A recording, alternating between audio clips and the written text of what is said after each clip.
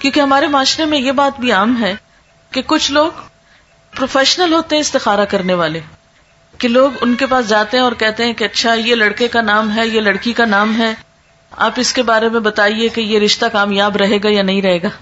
اب آپ دیکھیے کہ ایک تیسرے شخص کو کہاں سے پتا چل گیا، اس کے پاس کون سا سورس ہے یہ جاننے کا کہ اس نے کل کے فیوچر میں جھانک کے دیکھ لیا آج یہ رشتہ کامیاب ہوگا یا نہیں ہوگا.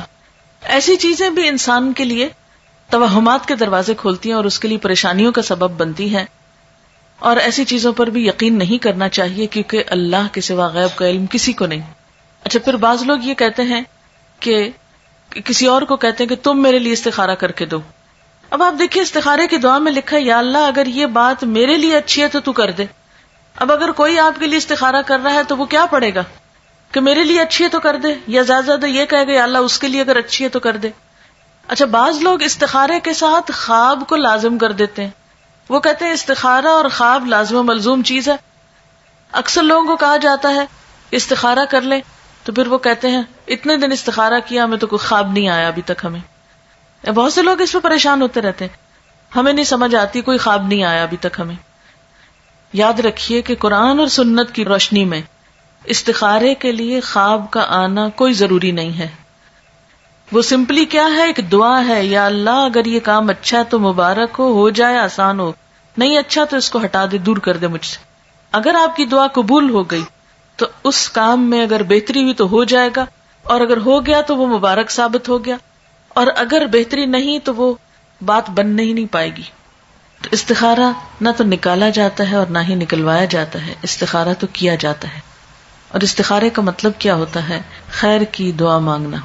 ہمارے ہاں اس کا کانسیپٹ کیا ہے کہ ہم یہ سمجھتے ہیں کہ شاید استخارہ غیب کا علم جاننے کا نام ہے. اس کو ہم نے ایک طرح کی فال بنا لیا ہے، جبکہ فال لینا بھی اسلام میں پسندیدہ نہیں ہے، کیونکہ غیب کا علم تو اللہ کے سوا کسی اور کو ہے ہی نہیں. کل کیا ہونے والا ہے یہ کسی کو نہیں پتا. کوئی شخص بھی جو یہ غیب دانی کا دعویٰ کرے یا اس قسم کی کوئی بھی باتیں کرے وہ ہمارے دین میں پسندیدہ نہیں.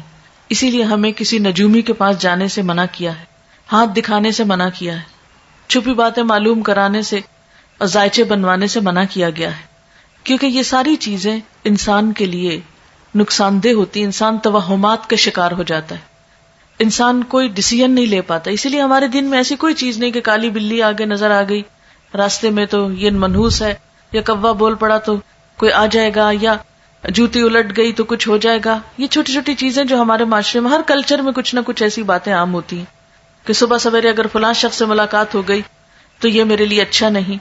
ہمارے دین میں کیا ہے کہ ہر خیر اور شر کا مالک اللہ ہے. کوئی کسی کو نقصان نہیں دے سکتا جب تک اللہ نہ چاہے، کوئی کسی کو فائدہ نہیں پہنچا سکتا جب تک کہ اللہ نہ چاہے. اس لیے ایک مومن جو ہوتا ہے وہ لوکانیات پہ، یعنی کاش یہ ہوتا، کاش وہ ہوتا، وہ اس پر اعتماد نہیں کرتا، اور نہ اس کی زندگی میں کاش ہوتا ہے. اور بہت زیادہ کاش کہنے سے بھی منع کیا گیا ہے کیونکہ یہ شیطان کا دروازہ کھول دیتا ہے. یعنی شیطان کو انسان کے دل میں وسوسے ڈالنے کا موقع مل جاتا ہے، انسان کے دلوں میں حسرتیں پیدا کرتا ہے. اب بعض اوقات ایسا ہوتا ہے نا کہ کوئی عزیز رشتہ دار گھر سے نکلتا ہے، اچانک کوئی ایکسیڈنٹ ہو جاتا ہے تو عموماً لوگ کہتے ہیں کاش آج وہ جاتا ہی نہ، کاش وہ آج ایسا نہ کرتا تو ایسا نہ ہوتا. تو بات یہ ہے کہ کاش کی وجہ سے کوئی چیز ٹلتی نہیں. تقدیر کے اوپر ایمان ضروری ہے، اور تقدیر پر ایمان لانے والا مطمئن ہو جاتا ہے، پرسکون ہو جاتا ہے، خوش رہتا ہے. کیونکہ اگر ہم تقدیر پر ایمان نہیں بھی رکھتے تو بھی آپ دیکھیں کہ اللہ کے فیصلوں کو ہم ٹال نہیں سکتے، ہم اس میں تبدیلی نہیں کر سکتے. اس لیے استخارہ غیب جاننے کا ذریعہ نہیں ہوتا. اس کا مسنون طریقہ کیا ہے؟ استخارہ کس طرح کرنا چاہیے؟ استخارہ زندگی میں جب بھی انسان کو کوئی اہم کام پیش آئے، کوئی اہم معاملہ سامنے آئے، تو اس موقع پر انسان کو 2 نفل پڑھ کر دعا مانگنی چاہیے. 2 نفل اس بات کے، اور وہ مسنون دعا کیا ہے؟ وہ مسنون دعا ہے اللہم انی استخیرک بعلمک واستقدرک بقدرتک واسألک من فضلک العظیم فانک تقدر ولا اقدر وتعلم ولا اعلم وأنت علام الغیوب اللہم ان کنت تعلم ان هذا الامر خیر لی فی دینی ومعیشتی وعاقبت امری فاقدرہ لی ویسرہ لی ثم بارک لی فیہ وَإِن كُنْتَ تَعْلَمُ أَنَّ هَذَا الْأَمْرَ شَرٌّ لِّي فِي دِينِي وَمَعِيشَتِي وَعَاقِبَةِ أَمْرِي فَاصْرِفْهُ عَنِّي وَاصْرِفْنِي عَنْهُ وَاقْدُرْ لِيَ الْخَيْرَ حَيْثُ كَانَ ثُمَّ أَرْضِنِي بِهِ۔ یہ ہے مسنون دعا۔ اس کے بارے میں حدیث پاک میں آتا ہے، حضرت جابر رضی اللہ تعالی عنہ کا بیان ہے کہ نبی صلی اللہ علیہ وسلم جس طرح ہمیں قرآن پڑھایا کرتے تھے اسی طرح ہر کام میں استخارہ کرنے کی بھی تعلیم دیتے تھے۔ فرماتے، جب تم میں سے کوئی کسی اہم معاملے میں فکر مند ہو تو 2 رکعت نفل پڑھے اور پھر یہ دعا پڑھے۔ یعنی آپ صلی اللہ علیہ وسلم جیسے قرآن پاک کی کوئی سورت سکھاتے تھے ایسے ہی یہ دعا سکھاتے تھے اپنے صحابہ کو، اور ساتھ ہی کیا تعلیم دیتے کہ جب بھی کوئی اہم کام ہو، اہم معاملہ ہو تو کیا کرو؟ نفل پڑھ کر یہ دعا پڑھو۔ اہم کاموں میں خود مثلا جس کی شادی ہے، شادی ایک اہم فیصلہ ہے نا زندگی کا، جس کی شادی ہے وہ خود بھی پڑھے یہ نفل، اور ماں باپ بھی پڑھے، ماں یا باپ دونوں میں سے کوئی ایک پڑھ لے۔ اس کا ترجمہ کیا ہے اور یہ کیوں پڑھا جائے؟ نبی صلی اللہ علیہ وسلم نے فرمایا، استخارہ کرنے والا کبھی نامراد نہیں ہوتا، استخارہ کرنے والا کبھی نامراد نہیں ہوتا، مشورہ کرنے والا کبھی نادم نہیں ہوتا، اور کفایت شعاری سے کام لینے والا کبھی کسی کا محتاج نہیں ہوتا۔ یعنی جو شخص مشورہ کرتا ہے اس کو پھر شرمندگی نہیں ہوتی، اور جو شخص بچت سے کام لیتا ہے پھر وہ کسی کا محتاج نہیں ہوتا، کیونکہ وہ اپنی ضرورت کے وقت کے لیے پہلے سے ہی تیاری کر کے رکھتا ہے۔ اور اللہ تعالیٰ سے استخارہ کرنا یعنی ایک طرح سے مشورہ کرنا بھی ہے اور خیر کی دعا مانگنا بھی ہے۔ یہ انسان کے لیے ایک سعادت کی بات ہے کہ وہ کسی اہم معاملے میں اپنے رب سے مشورہ کر رہا ہے اور پھر اس کے فیصلے پر راضی ہے۔ اور آپ جانتے ہیں کہ تقدیر پر راضی ہونا جو ہے، تقدیر پر راضی ہونا یہ ایمان کا حصہ ہے۔ جب ہم استخارہ کرتے ہیں اور اس کی دعا پڑھتے ہیں تو اس کا مطلب کیا ہے؟ دعا کا ترجمے سے ہی آپ کو پتہ چل جائے گا۔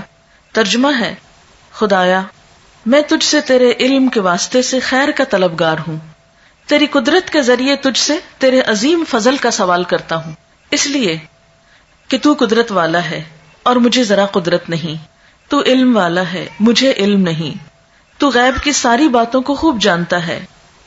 خدایا اگر تیرے علم میں یہ کام میرے لیے بہتر ہے میری دین اور دنیا کے لحاظ سے اور انجام کے لحاظ سے، تو میرے لیے اسے مقدر کر دے۔ یعنی جب کسی بھی کام کے لیے ہم استخارہ کریں تو اس کو ذہن میں رکھنا چاہیے کہ اگر یہ چیز میرے دنیا اور آخرت کے لحاظ سے اچھا ہے تو اس کو میرے لیے مقدر کر دے، یعنی میری قسمت میں کر دے، میرے لیے اس کو آسان کر دے، میرے لیے اس کو مبارک بنا دے۔ اور اگر تیرے علم میں یہ کام میرے لیے برا ہے میرے دین اور دنیا کے لحاظ سے اور انجام کے لحاظ سے، تو اس کام کو مجھ سے دور رکھ اور مجھے اس سے بچا کے رکھ، اور میرے لیے خیر اور بھلائی مقدر کر دے جہاں کہیں بھی ہو، پھر مجھے اس پہ راضی بھی کر دے۔ کتنی خوبصورت دعا ہے۔ یہ ہے دراصل استخارہ کہ اللہ اگر تو یہ چیز میرے حق میں اچھی ہے تو اس کو آسان کر کے مبارک کر دے، اور اگر اچھی نہیں تو اسے ہٹا دے مجھ سے اور مجھے اس سے ہٹا دے۔ اب آپ سوچئے کہ اس استخارے کی دعا کا نتیجہ کیا ہونا چاہیے؟ یہی نا کہ یا تو کام ہو جائے یا پھر نہ ہو۔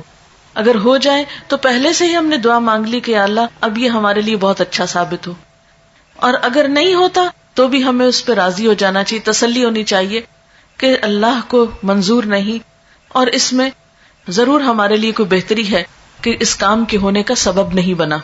اور اس طرح انسان جو بھی فیصلہ کرتا ہے اس پر نادم نہیں ہوتا، پشیمان نہیں ہوتا، بعد میں پچھتاتا نہیں۔ اگر کام کرنے کے بعد انسان سمجھتا ہے کہ بہت اچھا رہا، سب ٹھیک ہو گیا اور اچھا رہا، تو بھی کیا سمجھتا کہ یہ میرے رب نے مجھے عطا کیا ہے، اس کو کوئی تکبر نہیں آتا اس پر۔